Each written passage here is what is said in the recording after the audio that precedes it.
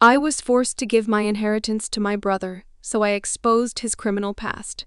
Now he's losing everything, and I'm getting double the inheritance IF recently had to give up my inheritance from my grandfather to my older brother Nate 25M, because my parents insisted he needed it more.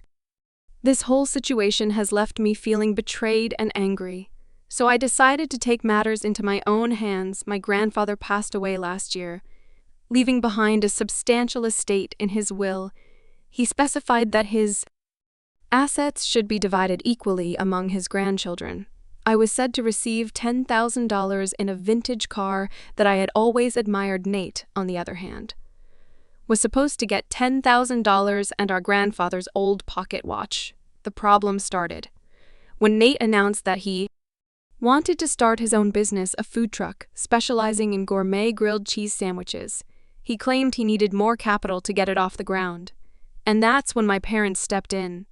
They told me that I should give Nate my share of the inheritance because he had a real plan for the future, while I was just going to waste it on college expenses. I tried to argue that college wasn't a waste, and that I needed the money too, but they wouldn't listen. My mom even went as far as to say that, since I had good grades, I could easily get scholarships, so I didn't really need the inheritance. It was clear that they favored Nate and his ambitions over my education. What makes this situation even more frustrating is the history between Nate and me. Growing up, he was always the golden child in our family. He could do no wrong in our parents' eyes, while I was constantly criticized for every little thing. Nate took advantage of this dynamic and often bullied me, knowing that our parents would always take his side. I remember one incident when I was 14 and Nate was 21. He had come home from college for the summer and brought some of his friends with him. They decided it would be funny to lock me in the shed in our backyard. During a heat wave, I was trapped in there for hours, scared and dehydrated, while they laughed about it. When I finally managed to get out and told our parents, they brushed it off as a harmless prank and told me to stop being so sensitive. This pattern of behavior continued throughout our childhood and teenage years. Nate would constantly put me down, steal my belongings, and even sabotage my friendships by spreading rumors about me at school. Our parents never intervened, always making excuses for his behavior or blaming me for provoking him somehow. So when they demanded that I give up my inheritance to Nate, it felt like the final straw. I initially refused, but then my dad threatened to cut me off completely if I didn't comply. He said he wouldn't pay for my college or support me in any way if I didn't help Nate out. Feeling cornered and afraid of losing my chance at education, I reluctantly agreed. The day I signed over my inheritance to Nate was one of the worst days of my life. I watched as he grinned smugly, knowing he had once again gotten his way at my expense.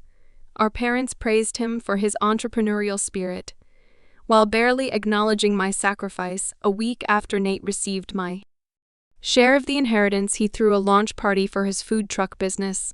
I wasn't invited, of course, but he made sure to send me plenty of photos from the event. The messages accompanying the pictures were full of backhanded comments, like "Thanks for your contributions, sis. Couldn't have done it without you, and too bad you missed out on all the fun." Maybe next time. His taunting messages pushed me over the edge. I knew I had to do something to get back at him, to make him face consequences for once in his life. That's when I remembered a secret Nate had been keeping from our family for years. When Nate was in college, he got involved with some shady characters and ended up participating in a credit card fraud scheme. He managed to avoid getting caught, but I knew about it because overheard him panicking on the phone with one of his accomplices a few years ago. He had sworn me to secrecy, threatening to make my life even more miserable if I ever told anyone. Now, armed with this information, I'm considering exposing Nate's past criminal activities to our parents and potentially the authorities. I know it could ruin his new business and possibly land him in legal trouble, but a part of me feels like he deserves it after years of tormenting me and taking advantage of our parents' favoritism. Am I wrong for wanting to reveal Nate's secret and potentially ruin his business as revenge for being Forced to give up my inheritance, I'm torn between feeling justified in my anger and worried that I might be taking things too far. Update: when it's been 2 weeks since my original post, and a lot has happened. I want to thank everyone who took the time to respond and offer advice after much consideration. I decided to go through with my plan to expose Nate's secret. But things didn't quite unfold as I expected. I started by anonymously tipping off my parents about Nate's involvement in the credit card fraud scheme. I created a fake email account and sent them a detailed message explaining what I knew, including dates and names of some of the people Nate had worked with. I also suggested that look into his old bank statements and social media activity from that time for proof. At first, nothing seemed to happen. My parents didn't mention receiving any email, and Nate was still going about his business as usual. I began to think that maybe they had dismissed the information as a prank, or that their blind faith in Nate was so strong that they refused to believe it. However, about a week after I sent the email, I noticed a shift in the atmosphere at home. My parents were unusually quiet and tense, and Nate started spending more time locked away in his room. I overheard hushed arguments coming from my parents' bedroom late at night, but I couldn't make out what they were saying. Things came to a head 3 days ago when my parents finally confronted Nate. I wasn't supposed to be home, but I had returned early from a friend's house and overheard the entire confrontation from my room. My dad was yelling, demanding to know if the accusations were true. Nate tried to deny it at first, but as my parents presented more evidence, they had covered his lies, began to unravel. I listened as Nate finally broke down and admitted to everything. He explained how he had gotten involved with the wrong crowd in college, and how the scheme had started small, but quickly spiraled out of control. He claimed he had only participated for a few months before realizing how dangerous it was in cutting ties with the group. What surprised me most was my parents' reaction instead of the unwavering support Nate usually received. They were furious. My mom was crying, saying she couldn't believe he would do something so reckless and illegal. My dad was more angry than I'd ever heard him, telling Nate that he had betrayed their trust and put the entire family at risk. The argument went on for hours, with Nate pleading for forgiveness, and my parents cycling through stages of anger, disappointment, and disbelief. At one point, my dad brought up the food truck business, asking Nate if he had used any of the fraudulently obtained money to fund it. Nate swore he hadn't, that all of that was in the past. But my parents seemed skeptical as the night wore on. I heard my parents discussing what to do next. They were torn between reporting Nate to the authorities and trying to handle it within the family. They worried about the legal consequences for Nate, but also feared that staying silent might implicate them. If the truth ever came out the next morning, an uncomfortable silence hung over the house. Nate stayed in his room, only emerging to use them.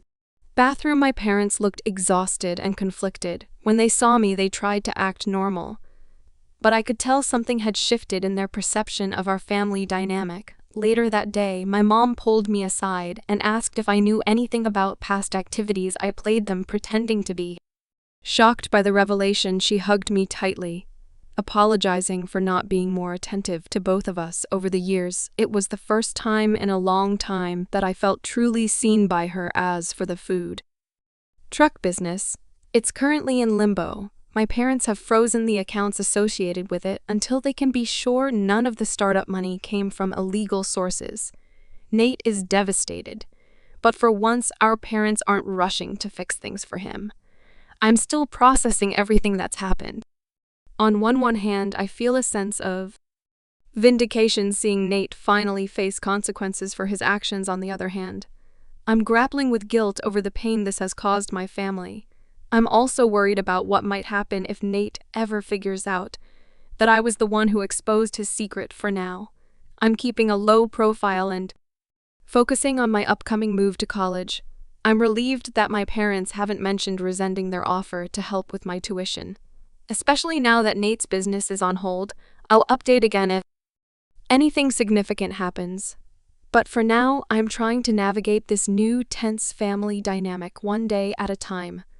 Update: it's been about a month since my last update, and the situation with my family has taken some unexpected turns. I'm currently writing this from my dorm room at college, where I moved in last week earlier than planned due to the tensions.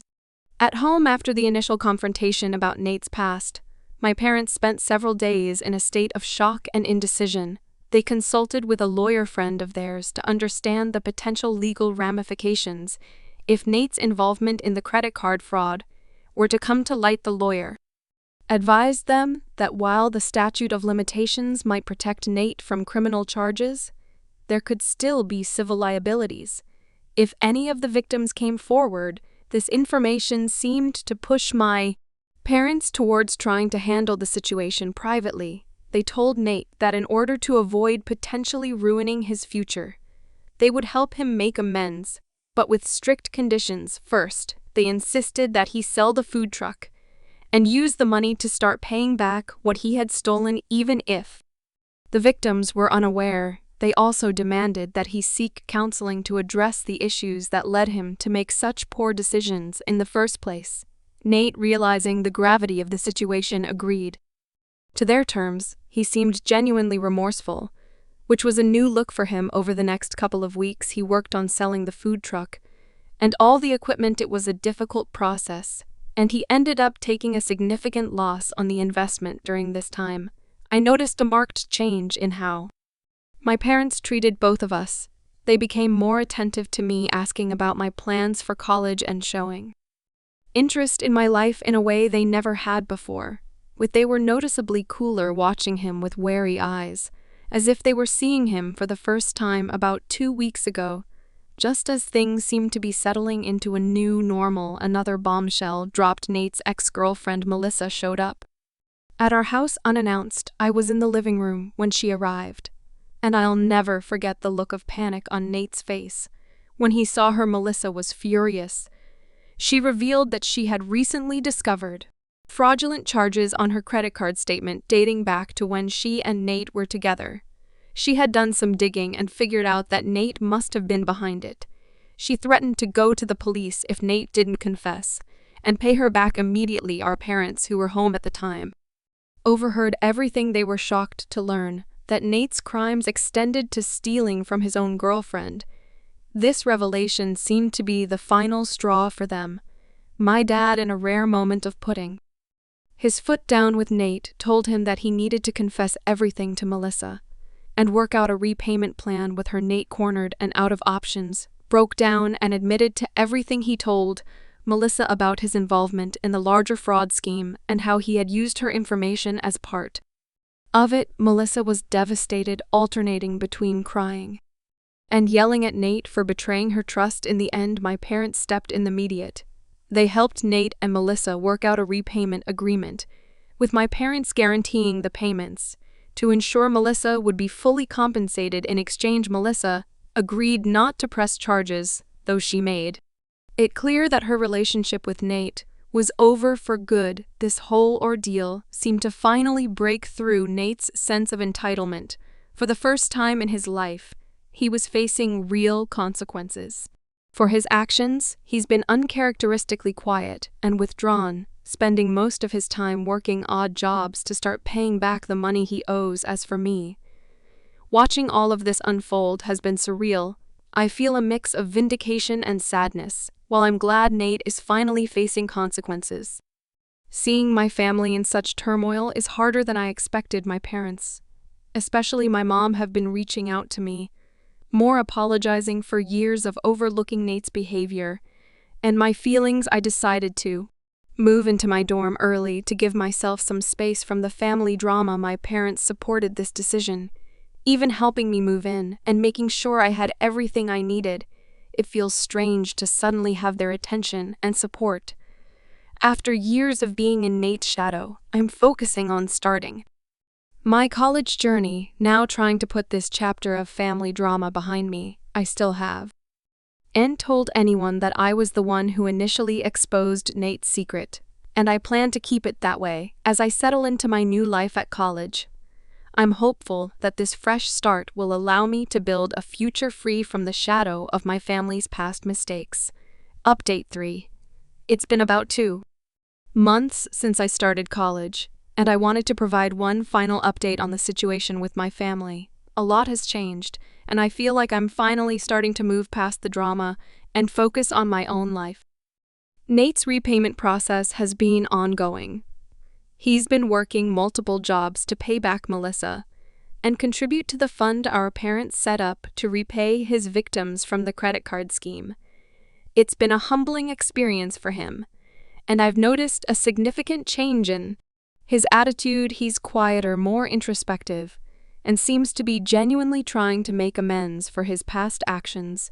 My parents have also undergone a transformation.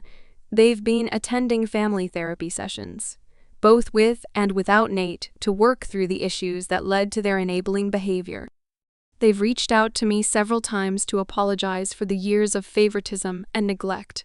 While it doesn't erase the past, I appreciate their efforts to make things right. As for me, I'm thriving in college. Being away from home has given me the space I needed to process everything that happened and start focusing on my own goals and aspirations. I've made new friends, joined some clubs, and I'm enjoying my classes. It feels liberating to be in an environment where I'm not constantly compared to Nate or overlooked. Last week, I received an unexpected call from my grandfather's lawyer. It turns out that there was a clause in the will that none of us knew about. My grandfather had stipulated that if any of his grandchildren were found to have engaged in criminal activity, their inheritance would be redistributed to the other grandchildren. Given Nate's confession, the lawyer informed me that I would be receiving Nate's share of the inheritance, in addition to my original portion. I was stunned by this news. Part of me felt a sense of justice, like my grandfather had somehow known to protect me from beyond the grave. But another part of me felt conflicted, knowing that this would likely create more tension within the family. When I told my parents about this development, their reaction surprised me.